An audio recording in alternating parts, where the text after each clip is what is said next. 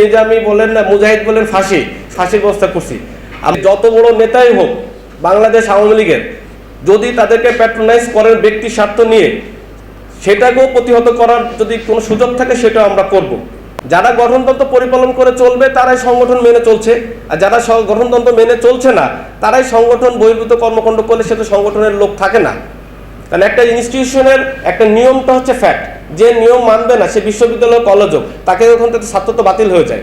ঠিক ওই রকম যারা স্বাধীনতা ব্যাংকার্স পরিষদের গঠনতন্ত্র ফলো করছে না, নিয়ম মানছে না, তারা অটোমেটিক্যালি তো তারা এখান থেকে বাদ হয়ে যাচ্ছে। তাছাড়াও এই সংগঠনের স্বপ্নদ্রষ্টা, প্রতিষ্ঠাতা, আহ্বায়ক, সভাপতি জনাব লায়ন হামিদুল আলম সকা, আপনারা সব অনেকে তাকে চিনে থাকবেন। তো তার হাত দিয়ে গড়া এই সংগঠন, তো উনি যেখানে নিজে থেকে তাদের কর্মকাণ্ডের উপর বিরক্ত হয়ে সবাইকে ডেকে নিয়ে গঠনতান্ত্রিক উপায়ে এটা করা হয়েছে।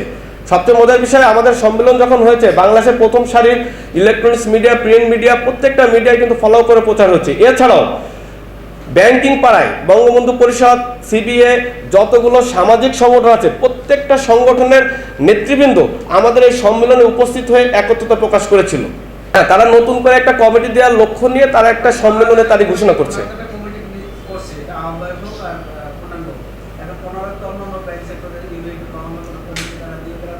না না, তারা ওগুলো করে দিয়ে বেড়াচ্ছে না, কিন্তু আমাদের প্রত্যেকখানে আমাদের কমিটি আছে।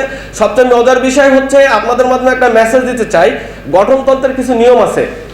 একজন আহ্বায়ক তিনি কেবল আহ্বায়ক কমিটি করতে পারেন যদি কোথাও করে থাকেন, কিন্তু তারা এমন একটা লোককে আহ্বায়ক করছে, আহ্বায়ক সে যে সভাপতি সেক্রেটারি নির্ধারণ করে বেড়াচ্ছে। অর্থাৎ তাদেরকে সংগঠনের গঠনতন্ত্র বা সাংগঠনিক কাঠামো সম্পর্কে ন্যূনতম কোনো ধারণা নাই, যে কারণে তারা এই স্বাধীনতা ব্যাংকার্স পরিষদের স্বাধীনতা নামটাকে এমন বাজেভাবে উপস্থাপন করছে, যা নিয়ে আমরা আসলে সত্যি অত্যন্ত মর্মাহত এবং বিব্রত। রাজনীতিতে শেষ বলে কিছু নাই।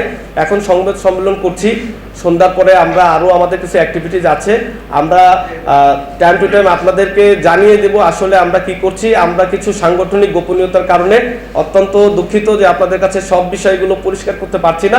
তবে যেহেতু আমরা বলেছি আমরা সাংগঠনিকভাবে শক্ত এবং কঠিন থেকে কঠিনতর প্রতিহত করব, আমরা করব।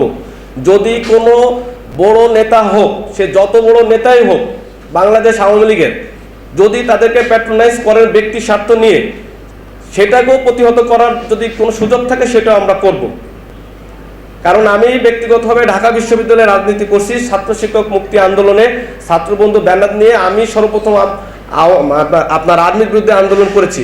জননেত্রী দেশরত্ন শেখ হাসিনা যখন অ্যারেস্ট হয়েছে, আমি সর্বপ্রথম ঢাকা বিশ্ববিদ্যালয়ে যখন 12-13 জন ভোরবেলা মিছিল করছে, আমি বলছি মিছিলে আমার পোষাবে না, আমি সরাসরি বিসির অফিসে অ্যাটাক করছি এবং আইআর ইনস্টিটিউট টোটালটা আমি কলাপস করে দিয়েছিলাম।